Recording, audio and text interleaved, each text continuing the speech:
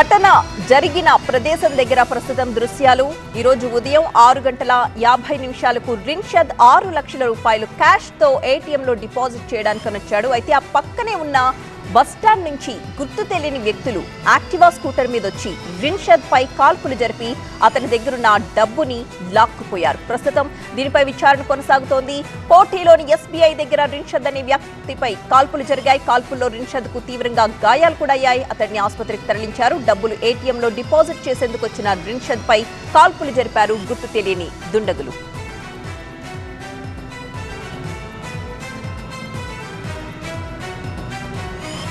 ATM centre నుంచి మా ప్రతినిధి ప్రణీత లైవ్ లో సిద్ధంగా ఉన్నారు. ప్రణీత, అసలు రిన్షద్ ఏం చెప్తున్నాడు? వాళ్ళెవరైనా తెలిసిన వ్యక్తుల్లా ఉన్నారా? ఎట్నుంచి వచ్చారు? ఏం జరిగింది అనే దానికి సంబంధించి ఎలాంటి సమాచారం అందుతోంది మనకి? అయితే ప్రజెంట్ అతడు హాస్పిటల్లో ఉన్నాడు కాబట్టి అతనితోటి ఎవరు మాట్లాడనివ్వకుండా పోలీసులు చూస్తున్నారు. అండ్ సేమ్ టైం ఎక్కడైతే ఇన్సిడెంట్ జరిగిందో ఆ స్పాట్ వద్ద మనం ఉన్నాము. సో ఇదే ఏటీఎం సెంటర్ లోపల ఉన్నటువంటి డిపాజిట్ మిషన్లో రిన్షద్ 6 లక్షల రూపాయలు డిపాజిట్ చేసేందుకు ఇక్కడికి వచ్చాడు.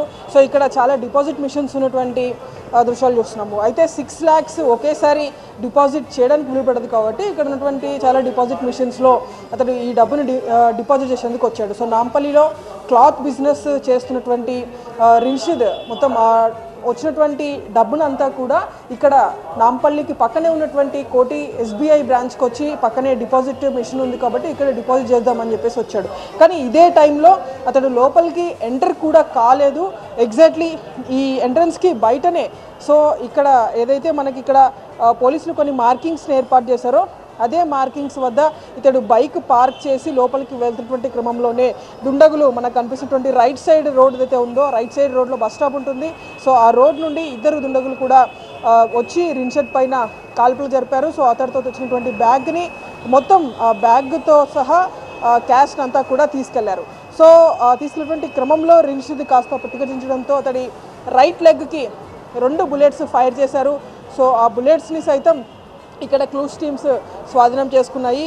సో ప్రజెంట్ ఇంకా క్లూస్ టీమ్స్ ఇక్కడే ఉన్నటువంటి దృశ్యాలు కూడా మనం చూడొచ్చు. 2 bulletsతో పాటు ఒక ఎంటీ క్యాట్రిడ్జ్ని సైతం ఇప్పటికే క్లూస్ టీమ్స్ స్వాధీనం చేసుకున్నాయి.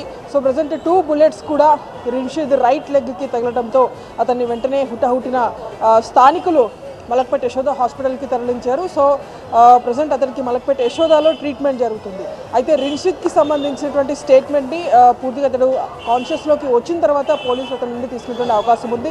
సో ప్రజెంట్ ఆ బుల్లెట్స్ తీసేందుకు ఇంకా అధికారులు అక్కడ వైద్యులు సర్జరీ చేయాల్సి ఉంది కాబట్టి సో ఆ బుల్లెట్స్ని తీసిన తర్వాత అతని నుండి స్టేట్మెంట్ తీసుకునే అవకాశం ఉంది. ఎందుకంటే ఇంత భారీ ఎత్తున అంటే ఉదయమే చాలా పక్కా ప్లాన్తో అతడు ఇక్కడ డిపాజిట్ చేయడానికి వస్తున్నాడు అని తెలిసి ఈ ఘటనకు పాల్పడారంటే ఖచ్చితంగా అతడికి తెలిసినటువంటి వ్యక్తులన్నా ఉండాలి. లేదంటే ఈ సరౌండింగ్స్ అంతా కూడా పూర్తిగా షాప్స్ అండ్ బిజినెస్ ఎన్విరాన్మెంట్ ఉన్నటువంటి ఏరియా ఇది. సో దీంతో ఎవరైనా సరే ఇక్కడికి వచ్చి ఉదయం పూట డబ్బులు డిపాజిట్ చేస్తారు అని తెలిసి నిందితులు ఇక్కడ వెయిట్ చేస్తున్నా ఉండాలి. సో ఈ 2 కోణాల్లో గతంలో ఎప్పుడైనా ఈ ఏటీఎం సెంటర్ దగ్గర ఇలాంటి ఘటనలు జరిగిన దాఖలాలు ఉన్నాయా?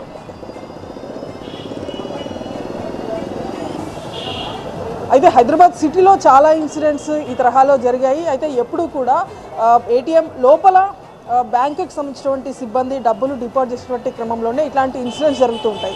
సాధారణంగా అలాంటి ఇన్సిడెంట్స్ జరిగిన తర్వాతనే చాలా సందర్భాల్లో పోలీస్ అధికారులు కావచ్చు, బ్యాంక్ సిబ్బంది కావచ్చు ఖచ్చితంగా ఏటీఎంస్ వద్ద సెక్యూరిటీ సిబ్బంది కంపల్సరీ ఉండాలి అనేటువంటి నిబంధనలను చాలాసార్లు పోలీసులు బ్యాంక్ సిబ్బంది గుర్తు చేసిన చాలా ఏటీఎంస్ వద్ద ఇక్కడ ఎలాంటి సెక్యూరిటీ కూడా మనకు కనిపించదు. సో స్టిల్ ఇప్పటి వరకు ఇన్సిడెంట్ జరిగి దాదాపు 3 hours గడుస్తున్నా సరే ఏటీఎం సెంటర్ వద్ద ఇప్పటి వరకు కూడా ఒక్క సెక్యూరిటీ కూడా ఇక్కడ లేనటువంటి దృశ్యాలు కూడా చూస్తున్నాం.